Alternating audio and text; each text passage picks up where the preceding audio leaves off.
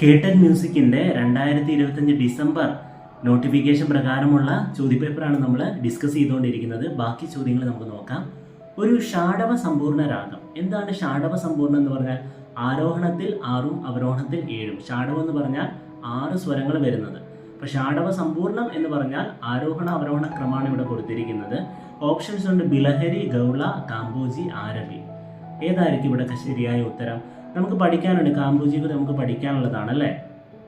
ഇതിന്റെ ശരിയായ ഉത്തരം കാമ്പോജിയാണ്. നമുക്ക് സംശയമില്ല, കാരണം ഓൾറെഡി രാഗലക്ഷണത്തിൽ നമുക്ക് അതിനെക്കുറിച്ച് പഠിക്കാനുണ്ട്. ആരെങ്കിലും പഠിക്കാത്തതുകൊണ്ട് നിങ്ങൾ ഇപ്പോൾ തന്നെ രാഗലക്ഷണം ഡീറ്റെയിൽ ആയി തന്നെ നോക്കി പഠിക്കുക കേട്ടോ. അടുത്ത ക്വസ്റ്റ്യൻ: കുചേലവൃത്തം വഞ്ചിപ്പാട്ടിന്റെ രചയിതാവ് ആര്? ഓപ്ഷൻസ്: രാമപുരത്ത് വാര്യർ, ഉണ്ണായി വാര്യർ, ഇരിയമ്മൻ തമ്പി, കോട്ടയം തമ്പുരാൻ. ഏതാണ്? നമ്മൾ പഠിച്ചു വെക്കേണ്ട ഒന്നാണ്, വഞ്ചിപ്പാട്ടായിട്ട് ബന്ധപ്പെട്ടതാണ് അല്ലേ. ഉത്സവ പാട്ടുണ്ട്, വഞ്ചിപ്പാട്ടുണ്ട്, നാടൻ പാട്ടുണ്ട്, ഫോക്ക് മ്യൂസിക് അല്ലേ, ആ ഒരു കാറ്റഗറി പെടുന്നതാണ്. ഏതായിരിക്കും? രാമപുരത്ത് വാര്യറാണ് കറക്റ്റ് ആയിട്ടുള്ള ആൻസർ കേട്ടോ. അടുത്ത് ചേരുംപടി ചേർക്കാനാണ്. നിങ്ങൾക്ക് കാണാം തഥവാദ്യം, അവനതവാദ്യം, സുഷിരവാദ്യം, കനവാദ്യം. അതിനോട് ചേർന്ന് തന്നെ ഇൻസ്ട്രുമെന്റ്സിന്റെ പേര് കൊടുത്തിട്ടുണ്ട്: ഫ്ലൂട്ട്, ചേങ്ങില, മൃദംഗം, വീണ. അപ്പോൾ എന്താണ് ഈ തഥവാദ്യം എന്ന് പറഞ്ഞാൽ? എന്തായിരിക്കും തഥവാദ്യം എന്ന് പറഞ്ഞാൽ? തന്ത്രിവാദ്യങ്ങളാണ്, സ്ട്രിങ് ഇൻസ്ട്രുമെന്റ്സ് ആണ്. നിങ്ങൾ ഓപ്ഷനിൽ നോക്കുക, ഏതാണ് സ്ട്രിങ് ഇൻസ്ട്രുമെന്റ് ആയിട്ട് വരിക? ഫ്ലൂട്ടാണോ? അല്ല. ചേങ്ങിലയാണോ? അല്ല. മൃദംഗമാണോ? അല്ല. ഏതാണ്? വീണയാണ്. വീണ എന്താണ്? ഒരു സ്ട്രിങ് ഇൻസ്ട്രുമെന്റ് ആണ്. അപ്പം എ മാച്ച് ചെയ്യുന്നത് എങ്ങോട്ടാണ്? 4ലേക്കാണ് അല്ലേ. അപ്പോൾ A4 ഉള്ള ഓപ്ഷൻ നമ്മൾ നോക്കുക. ഓപ്ഷൻസ് തന്നിരിക്കുന്നതിൽ A4 വരുന്ന എത്ര ഓപ്ഷൻസ് ഉണ്ട്? 2 ഓപ്ഷൻ ഉണ്ട്, എയും ബിയും. നമുക്ക് ഉറപ്പിക്കാൻ പറ്റത്തില്ല. ഇനി എയും ബിയിലും നോക്കുക, മൂന്നാമത്തെ, അതായത് ബി ആയിട്ട് കൊടുത്തിരിക്കുന്ന 2 3 ആണ്. അപ്പം നോക്കാം, നമുക്ക് അവനതവാദ്യം എന്ന് കൊടുത്തിട്ടുള്ളത് മൃദംഗമാണ്. കറക്റ്റ് ആണ്. അവനതവാദ്യം എന്ന് പറഞ്ഞാൽ മെംബ്രെയിൻ ഉള്ള ഇൻസ്ട്രുമെന്റ്, അതായത് തോലുകൾ ചേർന്നിട്ടുള്ള ഇൻസ്ട്രുമെന്റ്. നമുക്കറിയാം മൃദംഗത്തിന്റെ 2 സൈഡും എന്താണ്? തോലുകളാണ് അല്ലേ. അപ്പോൾ അത് കറക്റ്റാണ്. ഇനി മൂന്നാമത്തെ ഓപ്ഷൻ നമ്മൾ നോക്കിയാൽ നമുക്ക് കറക്റ്റ് ആയിട്ടുള്ള ആൻസർ കിട്ടും. സുഷിരവാദ്യം, സംശയമില്ല നമുക്ക് പറയാം, ഫ്ലൂട്ടാണ് അല്ലേ. ചേങ്ങിലയാണോ സുഷിരവാദ്യം? അല്ല. അപ്പോൾ സി വരുന്നത് 1 ആണ്. അപ്പോൾ C1 വരുന്നത് നോക്കുക, ഓപ്ഷൻ എ ആണ് അതിന്റെ കറക്റ്റ് ആൻസർ. നമുക്കുണ്ടോ? ഇങ്ങനെയാണ് നമുക്ക് ടൈം ലാഭിക്കേണ്ടത്. അപ്പം ഡി, ഘനവാദ്യം നമ്മൾ നോക്കുന്ന പോലും ഇല്ല, അതിന് മുന്നേ നമുക്ക് ആൻസർ കിട്ടി.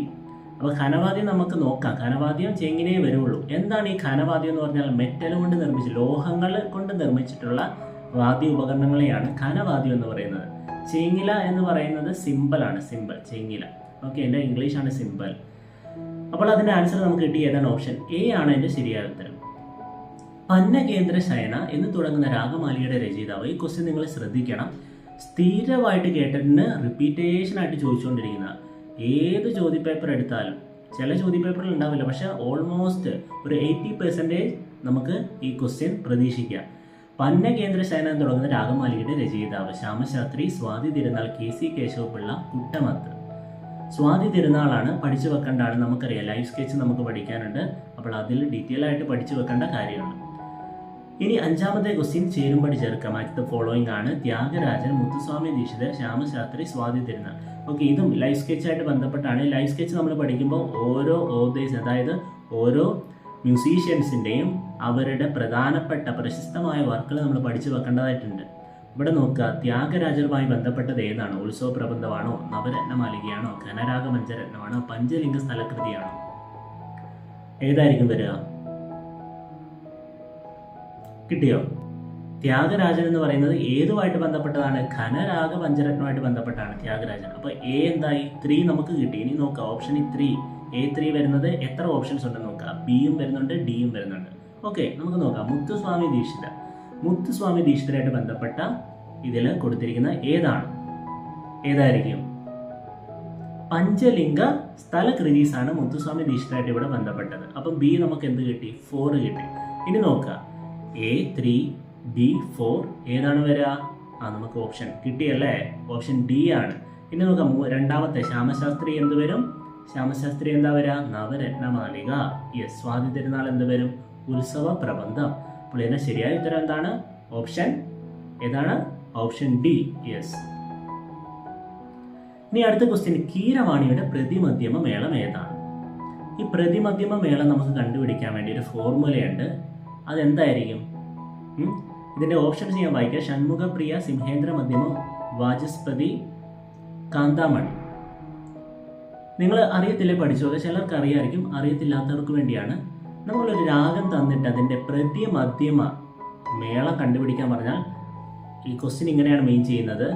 കീരവാണിയുടെ പ്രതിമധ്യമ രാഗം ഏതാണ്? നമുക്കറിയാം, നമ്മുടെ 72 മേളകർത്ത സ്കീമിൽ ആദ്യത്തെ 1 തൊട്ട് 36 വരെ ഒരു സെക്ഷനും 37 തൊട്ട് അടുത്ത 72 വരെയുള്ളത് അടുത്ത സെക്ഷനുമാണ്. 2 സെക്ഷനായിട്ട് തിരിച്ചിട്ടുണ്ട്. രണ്ടാമത്തെ സെക്ഷനാണ് എന്ത്? പ്രതിമധ്യമ മേളം എന്ന് പറയുന്നത്. അപ്പോൾ ഇതിൻ്റെ ഫോർമുല എങ്ങനെയാണ്? നമുക്ക് തന്നിരിക്കുന്ന രാഗത്തോട് എന്ത് കൂട്ടുക?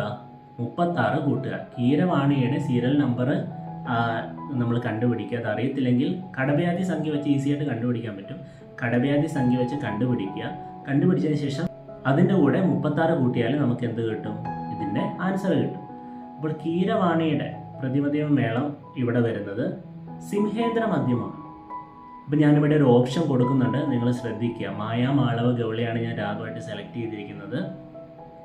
ആ രാഗവും അതിൻ്റെ 36 ആഡായിട്ട് വരുന്ന നമ്പർ എത്ര കിട്ടും? 15 + 36 51 കിട്ടും അല്ലേ? ഏതാണ് 51 രാഗം? 51 ആയിട്ട് വരുന്ന രാഗം ഏതാണ്? അതാണ് അതിൻ്റെ പ്രതിമധ്യമ മേളം എന്ന് പറയുന്നത്. അപ്പോൾ നമുക്ക് ക്വസ്റ്റ്യനിലേക്ക് വരാം.